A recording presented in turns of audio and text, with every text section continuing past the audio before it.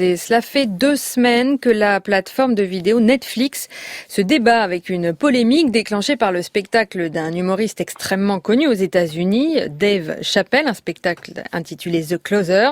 Dans ce show diffusé donc par Netflix, la star du stand-up répond à des critiques qui l'accusent d'être transphobe, que, je cite, le genre est un fait ou encore que ses détracteurs sont trop sensibles. Des dizaines d'employés de la plateforme se sont émus de ce que Netflix diffuse et soutienne le comique. Et hier, à l'appel de militants LGBTQ, ils ont manifesté et cessé le travail pendant plusieurs heures. Le reportage du correspondant de France Culture à Los Angeles, Loïc Piala. Les employés sont bien sortis de leur bureau, mais ils sont restés en retrait sans parler aux médias. Le bruit au pied de l'immeuble Netflix à Hollywood vient des militants venus soutenir cet arrêt momentané du travail. Kyle, un transsexuel, estime que la plateforme a très mal géré la crise après la diffusion du spectacle The Closer de l'humoriste star Dave Chappelle. Une employée a par exemple été licenciée la semaine dernière pour avoir transmis des informations à la presse.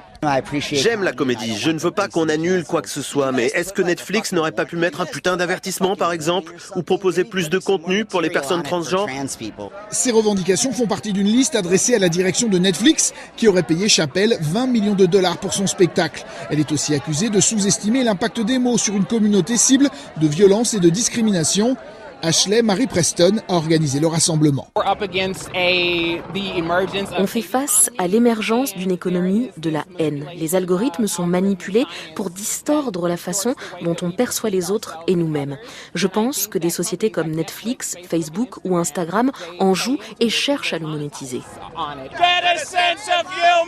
Les contre-manifestants, très peu nombreux, ont quant à eux défendu le droit de rire de tout. À Los Angeles, Loïc